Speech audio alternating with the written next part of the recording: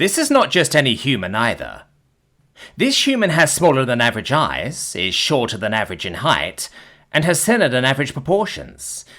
I have seen humans before at spaceports and a few on-world in the large cities, but never one so small. I would be uneasy working with any of those tall and burly-looking male humans as well, but this is ridiculous. I myself am around 3 meters tall, and my carapace has been hardened by many months of labour in the Cruelcuss fields on this harsh planet. I only took this job to get away from my broodmate, Lakeska, who dropped on me last year that she wants to procreate, which, as you know, is the end of the life cycle for my species. I feel like I am rambling here. Let me get to the point. Last week, this human, Jo Mi Kyung, was hired, and of course we were all skeptical of the boss's wits maybe leaving him. He's reaching 400 cycles. However, it seems almost daily now that this female shows a supernatural ability that proves invaluable. On her second day of training, herding some Cruelcuss to a grazing field, an annoyingly quick Slythorpe, common predator here, dashed into the herd and snagged one of the younger Cruelcuss. The little beast hadn't even grown its first coat of fur, the tastiest and most expensive, and as I watched from afar, I was extremely saddened by the loss, knowing the berating I was in for later. As I watched the predator escape with its prey, I saw Jo's face next to me change many different shades of white, pink, and red as she began to sprint, no, fly down the small hill we were herding on. Bending over and scooping up a stone the size of her own head, Jo swiftly reached the Slythorpe and promptly smashed the stone into its skull, instantly killing it. I have never been so terrified. My head and hands involuntarily retracted in terror at this show of ferocity. Jo picked the young Cruelcuss up with both hands, and gingerly cradled it all the way back to the flock. After the young one was reunited with its mother, Jo returned to where I was. I had recovered somewhat, but all I could manage to say was a weak and meagre, how?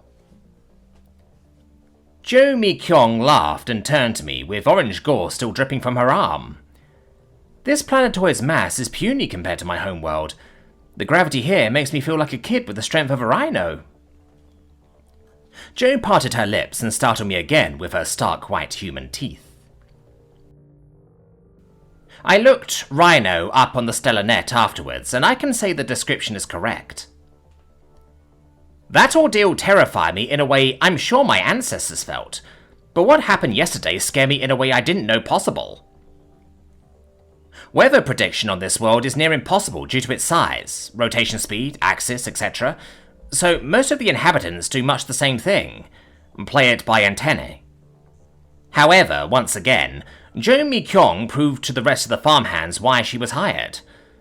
Almost half of a rotation before the largest and most severe thunderstorm in years came through, and devastated half of the planet, Jo walked outside, stretched, and went for a run. She had done this every day she was here so far. When she got back and retrieved a dark caffeine drink, she offhandedly said, "Smells like rain out there." For the second time in a few days, this human female shot me to the pit of my abdomen. "You can smell the rain?" I managed to say. Jo nodded and took a sip of her drink. My mother could feel rain coming in her hip many hours in advance after she had it replaced. The nonchalant attitude from this damn woman makes the tips of my tarsals itch. After informing the boss of my discovery, he hurriedly issued orders to keep all the animals inside until the storm passed. As of the moment I am writing this, it is still raining. Early reports state that almost every farm on the planet without a human on hand lost at least half of their produce. As I look across the common area to Jo, I truly don't believe she knows how much money she saved us. This human woman has mystified me in a way my brewmate never has. Now I wonder what the wet red leaves she is consuming with such joy could be. If you have any questions, please ask away. I know I don't have many followers on this site, but I would love to hear your stories about humans shocking you.